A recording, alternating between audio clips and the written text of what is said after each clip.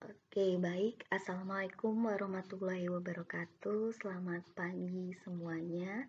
Bertemu di mata kuliah Manajemen Logistik yang pada sesi ke-10 ini kita akan membahas mengenai materi pengendalian logistik. Oke, sebagai pendahuluan, kita mengingatkan kembali mengenai alur manajemen logistik atau yang kita kenal juga sebagai siklus atau fungsi dari logistik. Nah, bahasan kita yang terkait dengan pengendalian berada di titik tengah dari siklus logistik ini, yang mana fungsi dari pengendalian merupakan fungsi inti dari pengolahan logistik yang meliputi usaha untuk memonitor dan mengamankan keseluruhan pengelolaan logistik. Next slide, kita masuk ke definisi mengenai pengendalian persediaan berdasarkan Peraturan Menteri Kesehatan Republik Indonesia Nomor 58 Tahun 2014. Jadi yang dimaksud dengan pengendalian persediaan adalah suatu kegiatan yang memastikan penggunaan obat sesuai dengan formularium, sesuai dengan diagnosis dan terapi, serta memastikan bahwa persediaan tersebut tersedia secara efektif dan efisien, atau artinya tidak terjadi kelebihan atau juga tidak terjadi kekurangan dari logistik obat, atau kekosongan dan juga kerusakan terhadap obat tersebut, dan juga tidak terjadi keadaan kadaluarsa atau expire dan kehilangan. Serta kemudian logistik itu serta pengembalian persediaan farmasi, alat kesehatan dan bahan medis habis pakai. Oke, secara umum pengendalian logistik bertujuan agar terjadi kelancaran daripada pelayanan kesehatan dan tidak terjadi kekosongan logistik pada saat obat tersebut dibutuhkan, serta menghindarkan terjadinya penyelewengan atau kehilangan daripada obat tersebut. Ya, seperti yang sudah tertampak di slide yang teman-teman sekalian lihat bahwa kurang lebih bahwa tujuan pengendalian logistik ini ada di dalam slide ini. Lalu slide selanjutnya kita membahas mengenai situasi persediaan obat. Jadi sebelum kita menjelaskan aspek ataupun cara pengendalian persediaan obat, kita perlu mengetahui juga istilah-istilah dalam situasi persediaan, yaitu kondisi stock out, stagnan, dan sesuai. Jadi yang dimaksud dengan kondisi stock out adalah kondisi jika sisa obat akhir kurang dari jumlah pemakaian rata-rata tiap bulan selama 1 bulan, atau kita artikan sebagai stok kosong. Sedangkan kondisi stagnan adalah kondisi jika sisa obat pada akhir bulan lebih dari 3 kali rata-rata pemakaian obat per bulan. Lalu kondisi sesuai adalah kondisi di mana obat yang dibutuhkan sesuai dengan yang ada di persediaan. Oke, kita masuk ke aspek pengendalian. Nah, pengendalian ini sebenarnya dapat dilihat dari dua aspek, yaitu dari aspek user dan aspek manajemen. Sekarang kita masuk ke aspek user. Aspek user sebenarnya lebih mengutamakan fungsi daripada logistik. Dengan demikian, seharusnya user harus memahami urutan dari kegunaan atau istilahnya prioritas urutan kegunaan. Adapun aspek yang dinilai ataupun aspek dari sisi user ini adalah aspek untuk analisa PEN, analisa indeks kritis, pola penyakit, dan standar terapi. Sedangkan aspek manajemen lebih mengutamakan faktor biaya dan selalu melakukan efisiensi. Jadi di sini manajemen itu harus memahami konsep analisa ABC, khususnya ABC investasi, kemudian juga memahami kecepatan pemakaian, yang mana kecepatan pemakaian itu terbagi 3 ya, ada fast, middle, ataupun slow moving. Lalu kita masuk ke pengendalian obat. Jadi ada 3 kondisi yang nanti kita akan bahas di materi ini, yaitu tentang pengendalian persediaan, kemudian pengendalian penggunaan, dan terakhir adalah penanganan obat hilang. Oke, next slide, kita masuk ke pengendalian persediaan. Kita masuk ke bagian pertama, yaitu pengendalian persediaan. Oke, pengendalian persediaan di sini bisa kita gunakan 3 contoh, yaitu safety stock, kemudian yang kedua economic order quantity atau EOQ, lalu ada ROV, reorder point, dan yang terakhir adalah TOR, turnover ratio. Adapun nanti contoh yang digunakan dalam perhitungan dalam keempat contoh pengendalian persediaan ini menggunakan artikel yang berjudul Analisis Perencanaan dan Pengendalian Persediaan Obat Antibiotik di Rumah Sakit Umum Daerah Cicalengka tahun 2014 oleh Gita Gilang Kencana.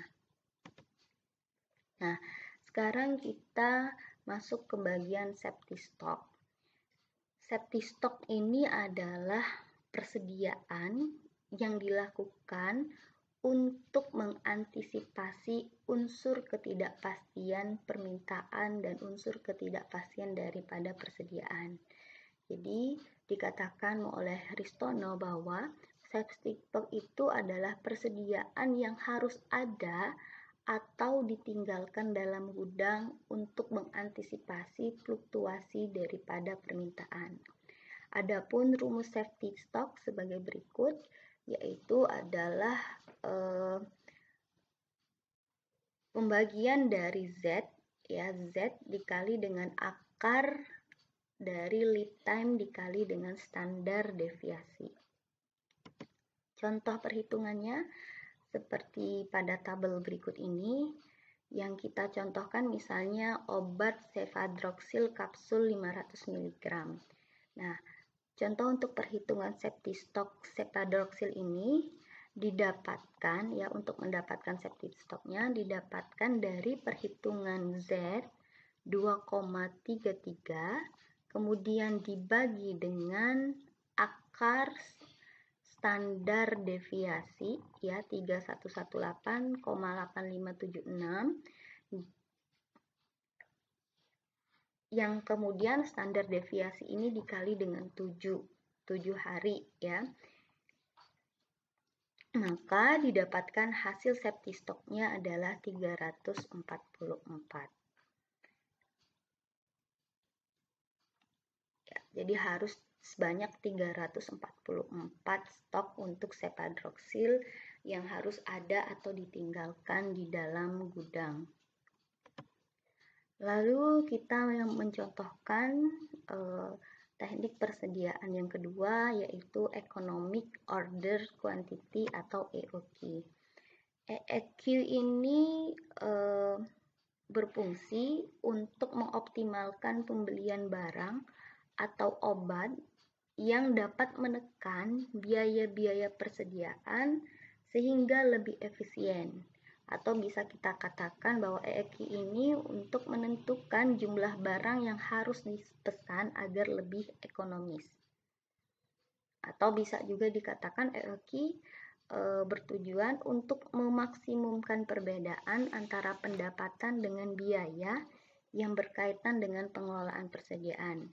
Atau yang tadi kita bilang bahwa jumlah pesan optimal atau jumlah pesanan yang ekonomis.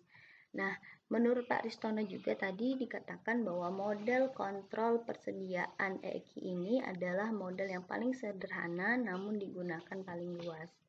Nah, adapun perhitungan EOQ adalah akar dari 2 dikali biaya pemesanan dikalikan dengan jumlah permintaan atau pemakaian yang kemudian dibagi dengan ongkos simpan atau unit atau satuan waktu, ya. Jadi akar dari perkalian 2 kali A kali D dibagi dengan H. Adapun, ya, contoh perhitungan dari economic order quantity ini Ya, untuk misalnya kita mencontohkan lagi cefadroxil kapsul 500 mg didapatkan melalui perhitungan dari akar ya. Akar 2 dikali dengan biaya pemesanan yaitu 18,480 dikali dengan jumlah pemakaian 33.000, kemudian dibagi dengan biaya penyimpanan yaitu 0,560. Maka hasilnya didapatkan adalah sebesar 1475,8. Kemudian kita bulatkan menjadi 1476. Jadi jumlah yang harus ada untuk cefadroxil yang kita katakan pesanan optimal atau pesanan ekonomisnya adalah sebanyak 1476 buah cefadroxil. Lalu kita masuk ke reorder point. Nah, reorder point ini adalah penentuan waktu pemesanan kembali ya. Penentuan waktu pemesanan kembali agar tidak mengganggu kontinuitas pelayanan. Nah, reorder point dari masing-masing item obat penting itu diketahui supaya ketersediaan obat terjamin sehingga pemesanan obat dilakukan pada saat yang tepat, yaitu pada saat stok obat tidak berlebih ataupun juga tidak kosong. Nah, reorder point didapatkan dari perkalian dari lead time dikalikan dengan rata-rata waktu penggunaan, kemudian perkalian itu ditambahkan dengan jumlah atau nilai dari safety stock yang sudah kita dapatkan di awal tadi. Nah, contohnya kita ke yang tadi ya, sama seperti contoh sebelumnya, kita bisa mencontohkan perhitungan reorder point. Obat yang kita pilih adalah obat cefadroxil kapsul 500 mg. Ini didapatkan melalui perhitungan dari lamanya waktu tunggu ya 7 hari dikali dengan rata-rata pemakaian selama 1 tahun yaitu 90,4 hari. Kemudian hasilnya ditambah dengan safety stock cefadroxil yaitu 344 buah,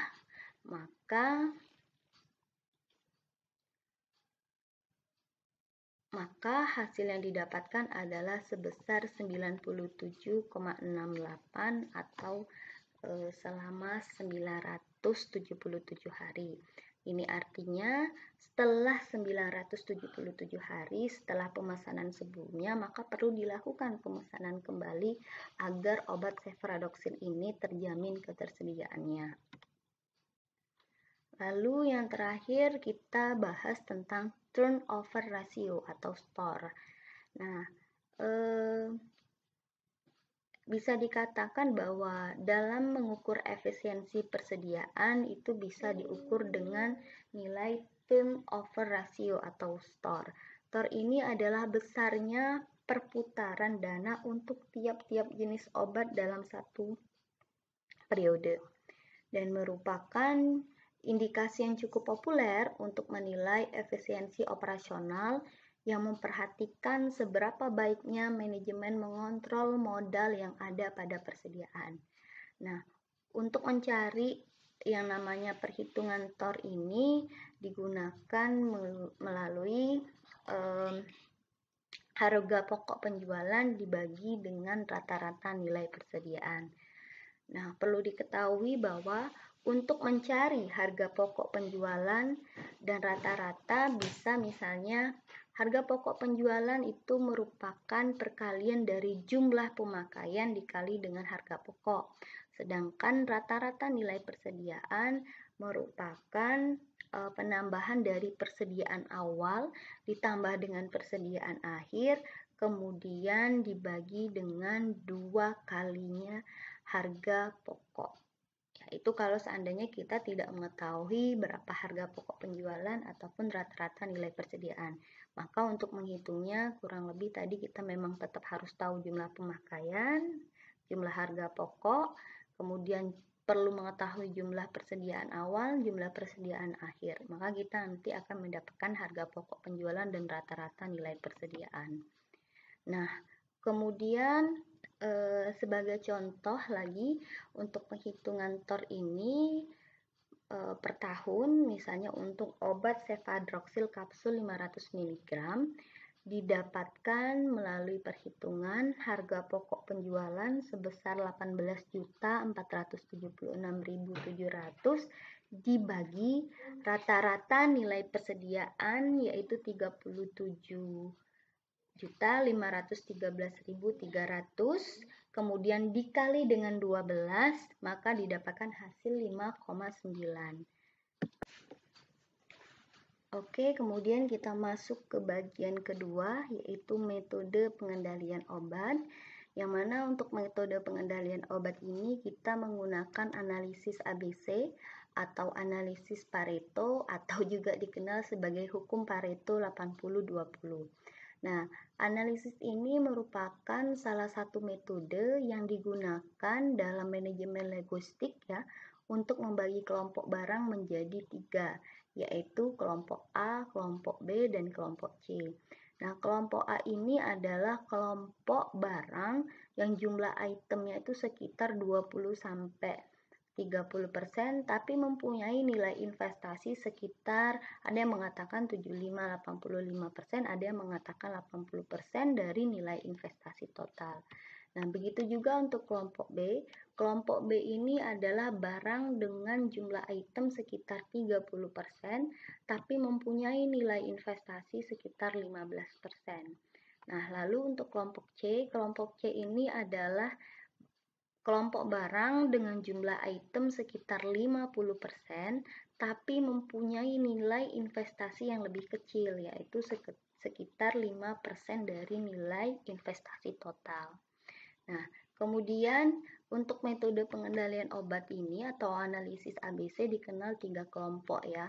Kelompok berdasarkan ABC pemakaian, kemudian kelompok berdasarkan ABC nilai investasi, dan kelompok berdasarkan ABC indeks kritis.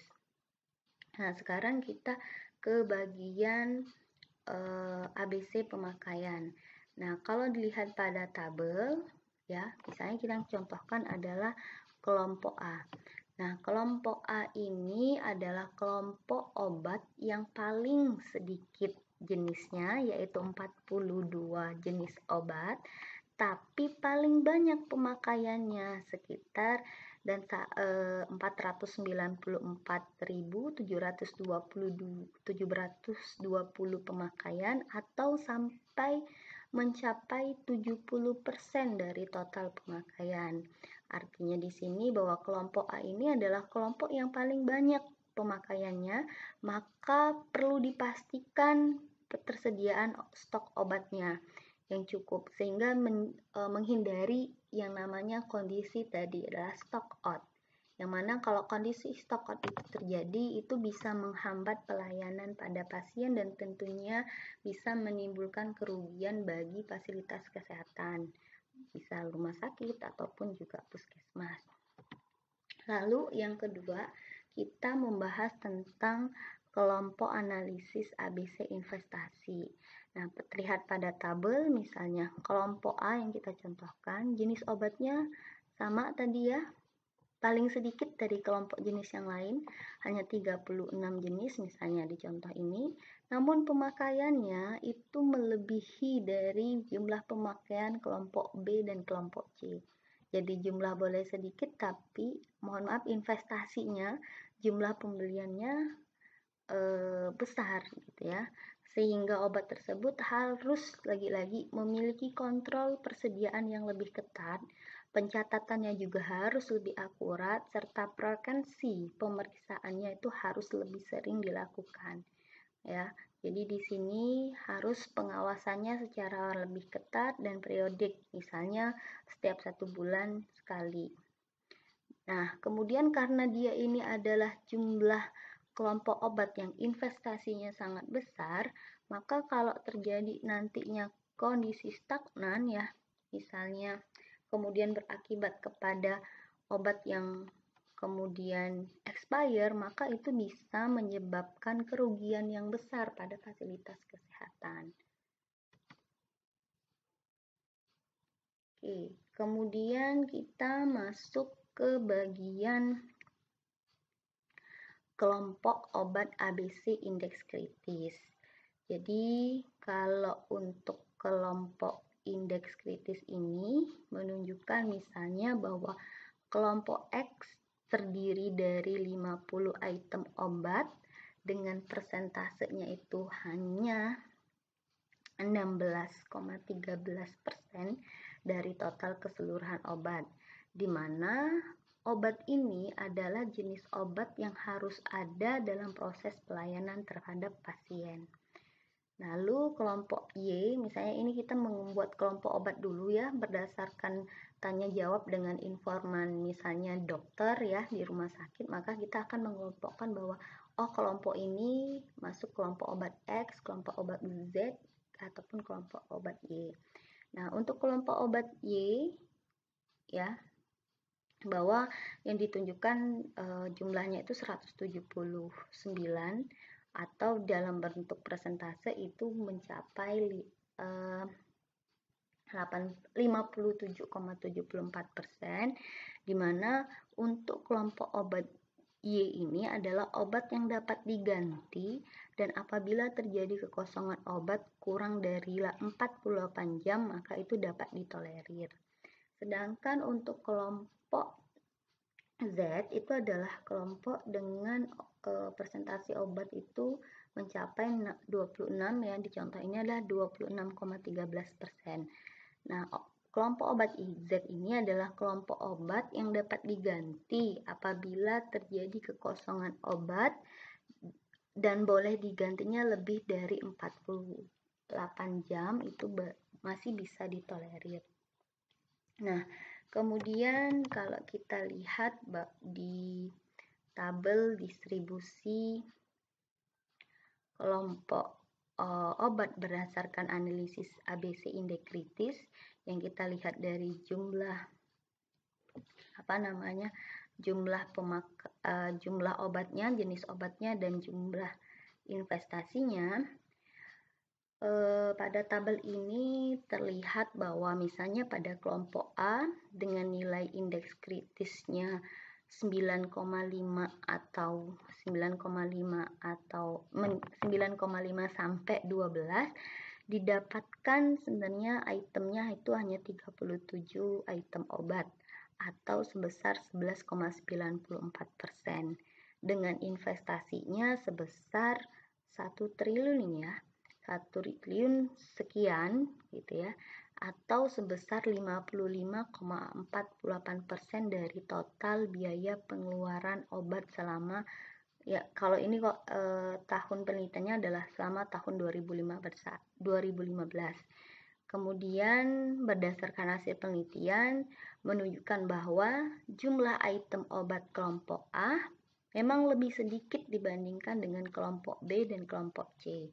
Akan tetapi, besar investasi pada pengadaan kelompok obat A sangat besar, sehingga perlu perhatian yang lebih dalam bentuk pengendaliannya. Sebab, jika ia tidak mendapatkan perhatian yang khusus, maka akan menimbulkan kerugian yang lebih besar bagi rumah sakit. Nah, kemudian, pengendalian untuk setiap obat akan berbeda. Untuk obat kelompok A, maka diperlukan kontrol yang sangat ketat sehingga kontrol dapat dilakukan oleh top level management. Kontrol ini dapat dilakukan bisa setiap hari, setiap minggu, ataupun setiap bulan. Obat kelompok A perlu perhatian khusus baik dalam perencanaan, baik dalam pengadaan, penyimpanan, dan distribusi. Dan juga dalam perencanaan memerlukan perhitungan peramalan yang akurat untuk mengurangi terjadinya kondisi pemborosan biaya, dan juga penyimpanannya nantinya perlu diberi label dan dalam distribusi harus dijaga keamanannya. Oke, kemudian kita masuk ke pengendalian. Contoh dari standar operasional prosedur untuk pengendalian. Misalnya di sini yang diambil adalah puskesmas dari mohon maaf, ini puskesmas dari Handas Perang. Ini merupakan standarnya supaya puskesmas tersebut tidak mengalami yang namanya kelebihan, kekurangan, kekosongan obat di unit pelayanannya. Di sini ada prosedurnya, jadi misalnya petugas farmasinya harus mengidentifikasi semua kebutuhannya, kemudian petugas farmasi itu perlu menghitung pemakaian rata-rata per bulan, menentukan stok optimum, kemudian menentukan stok pengaman, dan juga menentukan lead time, waktu tunggu yang diperlukan untuk mulai melakukan perhitungan pemesanan sampai kemudian obatnya diterima.